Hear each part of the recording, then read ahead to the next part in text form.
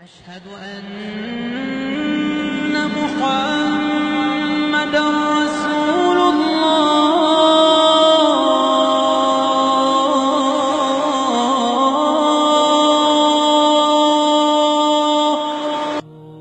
വർഗീയതയും ഭീകരവാദവും പ്രചരിപ്പിക്കുന്ന മുസ്ലിം നാമധാരികളും ഇസ്ലാമിനെക്കുറിച്ചും മുഹമ്മദ് നബിയെക്കുറിച്ചും തെറ്റിദ്ധരിച്ച സഹോദര മതവിശ്വാസികളും ഈ വാക്കുകൾ ചെവി തുറന്ന് കേൾക്കുക.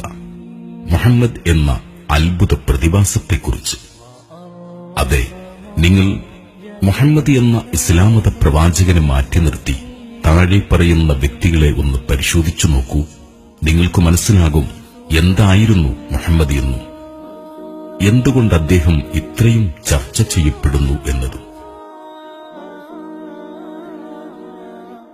മുഹമ്മദ് എന്ന അനാഥ ബാലൻ, മുഹമ്മദ് എന്ന ആട്ടിടയൻ, മുഹമ്മദ് എന്ന യുവാവ്, മുഹമ്മദ് എന്ന വ്യാപാരി, മുഹമ്മദ് എന്ന ഭർത്താവ്, മുഹമ്മദ് എന്ന സത്യസന്ധൻ, മുഹമ്മദ് എന്ന തത്വചിന്തകൻ, മുഹമ്മദ് എന്ന സാമൂഹ്യ പരിഷ്കർത്താവ്, മുഹമ്മദ് എന്ന അനാഥ സംരക്ഷകൻ, മുഹമ്മദ് എന്ന അഗതികളുടെ സംരക്ഷകൻ, മുഹമ്മദ് എന്ന മനുഷ്യാവകാശ പ്രവർത്തകൻ, മുഹമ്മദ് എന്ന അടിമമോചകൻ, മുഹമ്മദ് എന്ന അഭയാർത്ഥി, മുഹമ്മദ് എന്ന കുടുംബനാഥൻ, മുഹമ്മദ് എന്ന പിതാമഹൻ, മുഹമ്മദ് എന്ന പടയാളി, മുഹമ്മദ് എന്ന നയതന്ത്രജ്ഞൻ, മുഹമ്മദ് എന്ന ലഹരി വിമോചകൻ, മുഹമ്മദ് എന്ന ന്യായാധിപൻ, മുഹമ്മദ് എന്ന നിയമജ്ഞൻ, മുഹമ്മദ് എന്ന സർവ സൈന്യാധിപൻ, മുഹമ്മദ് എന്ന ഭരണകർത്താവ്, എല്ലാറ്റിലുമുപരി മുഹമ്മദ് എന്ന മനുഷ്യൻ. ഗ്രീക്ക് റോമൻ ഇതിഹാസങ്ങളിലെ കഥയല്ല മുഹമ്മദിന്റെ ജീവിതം. AD 571 ജനിച്ച് 632 മരിച്ച ആധുനിക കാലത്തെ മനുഷ്യൻ. നൂറ്റാണ്ടുകൾ കൊണ്ട് ചെയ്തു തീർക്കേണ്ട കാര്യങ്ങൾ ഒരു മനുഷ്യായുസ്സിനുള്ളിൽ ചെയ്തു തീർത്തു മഹാനായ പ്രവാചകൻ. അതും പാശ്ചാത്യരുടെ വാക്കുകളിൽ പറയുകയാണെങ്കിൽ സ്ഥിരമായ ഒരു സേനയില്ലാതെ, ഒരു അംഗരക്ഷകൻ പോലുമില്ലാതെ, ഒരു രാജകൊട്ടാരമില്ലാതെ, സ്ഥായിയായ ഒരു വരുമാനമില്ലാതെ ഒരു മാതൃകാ ഭരണം സ്ഥാപിച്ച് നടപ്പിൽ വരുത്തിയെന്നത് ആർക്കെങ്കിലും ആധികാരികമായി പറയാൻ സാധിക്കുമെങ്കിൽ അത് മുഹമ്മദിനു മാത്രമാണ്. ആ മുഹമ്മദ് എന്ന മനുഷ്യനെ ഒന്ന് പഠിക്കാൻ ശ്രമിക്കൂ. അനാഥ ബാലനിൽ നിന്നും അറേബ്യയുടെ ഭരണാധികാരിയിലേക്ക് നടന്നു നീങ്ങിയ വഴികൾ ഒന്ന് പരിശോധിച്ചു നോക്കിയാൽ നിങ്ങൾക്ക് മനസ്സിലാകും എന്തായിരുന്നു യഥാർത്ഥ മുഹമ്മദ് എന്ന്. വെളുത്ത സൽമാൻ ഫാരിസിനെയും കറുത്ത ബിലാലിനെയും ഒരേ നിരയിൽ അണിനിരത്തി വർണ്ണവിവേചനം അരുതെന്ന് ലോകത്തെ പഠിപ്പിച്ച പ്രവാചകൻ. അമ്മയുടെ കാൽ ചുവട്ടിലാണ് സ്വർഗമെന്ന് പഠിപ്പിച്ച പ്രവാചകൻ. അയൽവാസി പട്ടിണി കിടന്നാൽ വയറു നിറയ്ക്കരുതെന്ന് കൽപ്പിച്ച് അതിൽ ജാതി നോക്കരുതെന്ന് പഠിപ്പിച്ച പ്രവാചകൻ.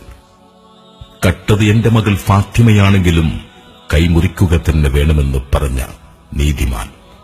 മരിച്ചത് നമ്മുടെ മതത്തിൽപ്പെട്ട കുഞ്ഞുങ്ങളല്ല എന്ന് അനുയായി പറഞ്ഞപ്പോൾ കുഞ്ഞുങ്ങൾക്കെന്ത് മതമാണ് എന്ന് ചോദിച്ച് അനുയായിയെ ശകാരിച്ച പ്രവാചകൻ.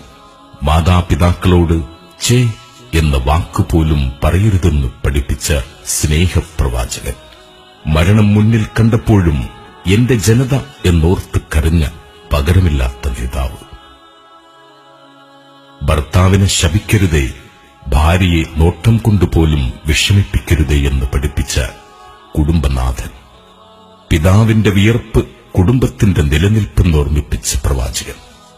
ശവമഞ്ചം വഹിച്ച് ജനം നടന്നു നീങ്ങുന്നത് കണ്ടപ്പോൾ എഴുന്നേറ്റ് നിന്ന പ്രവാചകരോട് അത് മുസ്ലിമിന്റേതല്ല എന്ന് അനുയായി പറഞ്ഞപ്പോൾ അത് മനുഷ്യന്റേതാണെന്ന് പറഞ്ഞുകൊടുത്ത് ബഹുമാനിച്ച പ്രവാചകൻ. ഭർത്താവ് മൊഴിചൊല്ലുന്നത് പോലെ അവനിൽ നിന്ന് നിനക്ക് തൃപ്തികരമായ ജീവിതം ലഭിച്ചില്ലെങ്കിൽ തിരിച്ച് നിനക്കും ഭർത്താവിനെ മൊഴിച്ചൊല്ലാമെന്ന് പഠിപ്പിച്ച് ആണിനും പെണ്ണിനും തുല്യനീതി ഉറപ്പാക്കിയ നീതിമാൻ.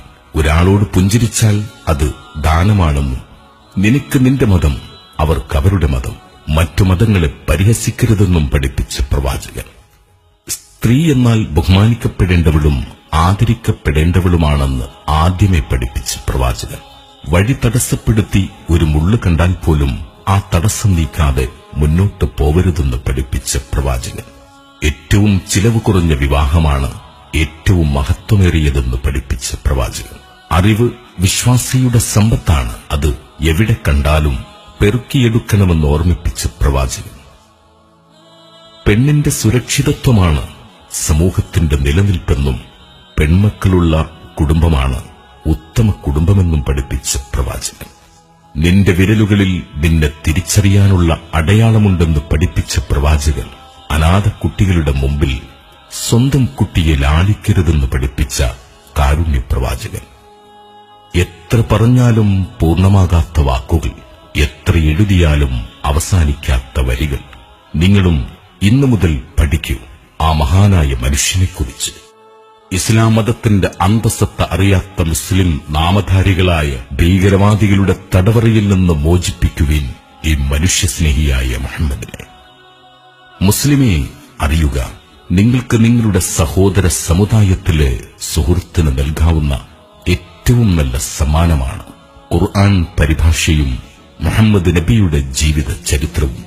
ഒരുപക്ഷെ നിങ്ങൾ ജീവിതത്തിൽ ചെയ്യുന്ന ഏറ്റവും വലിയ സൽക്കർമ്മവും അത് തന്നെ.